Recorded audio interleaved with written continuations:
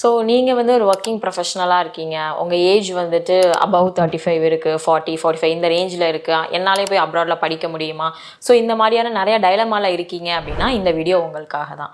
So நான் வந்து as a student கவுன்சிலராக எந்த மாதிரியான ப்ரொஃபைல் ஹேண்டில் பண்ணியிருக்கேன், அங்கே எக்ஸ்பீரியன்ஸ் எப்படி இருந்துச்சு அப்படிங்கிறதெல்லாம் நம்ம பார்க்கலாம். ஸோ என்னோட ஸ்டூடெண்ட் பார்த்தீங்க அப்படின்னா அவங்களுக்கு வந்து he is like around 51 to 53 அந்த ஏஜில் இருந்தாங்க.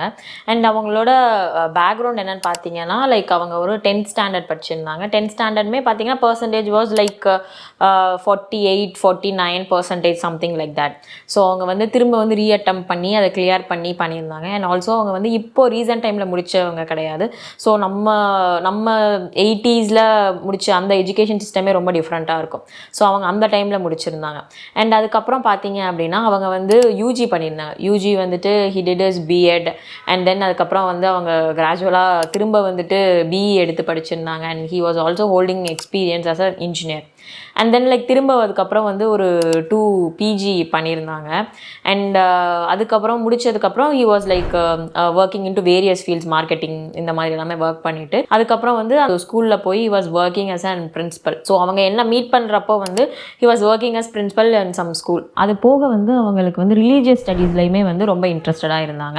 And he was into some Christian institutions as well.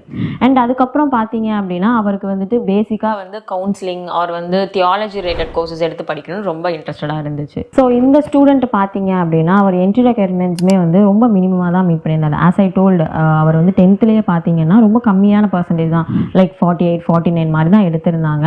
But இருந்தாலுமே வந்துட்டு நம்மளுக்கு வந்து ஆஃபர் கிடச்சிச்சு.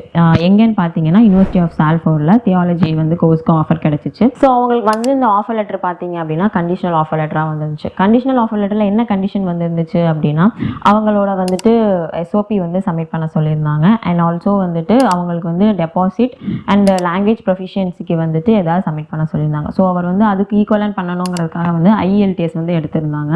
ஓவரால் 6 எடுத்திருந்தாங்க. அண்ட் ஆல்சோ அவர் வந்து மற்ற கண்டிஷன்ஸுமே வந்து மீட் பண்ணிட்டாரு. ஸோ யூகேல பார்த்தீங்க அப்படின்னா மோஸ்ட் ஆஃப் த யூனிவர்சிட்டிஸில் வந்து என்டையர் ஃபுல் டியூஷன் ஃபீ பே பண்ணணும் இங்கேருந்து போகிறப்பே அப்படிங்கிற அவசியம் இல்லை.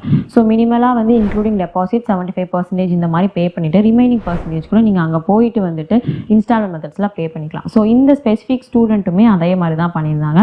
Deposit and part of the tuition fee வந்து இங்கே பே பண்ணிவிட்டு ரிமைனிங் அங்கே போய் தான் பே பண்ணாங்க. ஸோ யூகேல பார்த்தீங்கன்னா regardless of the course options you take, அது ஸ்டெம்மாக இருக்கட்டும் நான் ஸ்டெம்மாக இருக்கட்டும் எந்த கோர்ஸாக இருந்தாலுமே வந்து உங்களுக்கு 2 years வந்து ஸ்டே பேக் இருக்கும். ஸோ இந்த ஸ்டூடெண்ட்டுமே வந்து 2 years ஸ்டே பேக் எடுத்துகிட்டு இருந்தாங்க. ஸோ நீங்களும் வந்து அப்ராட் போய் படிக்கணும் ஆனால் வந்து ஏஜ் பேரியர் இருக்குது அண்ட் ஆல்சோ வந்துட்டு ஃபினான்ஷியல் ஸ்ட்ரகிள் இருக்குது அப்படின்லாம் யோசிச்சிங்க அப்படின்னா நீங்கள் வைபர் ஸ்டடி அப்ராட காண்டாக்ட் பண்ணுங்கள். நாங்கள் ஃபர்தராக உங்களுக்கு கைட் பண்ணுறோம்.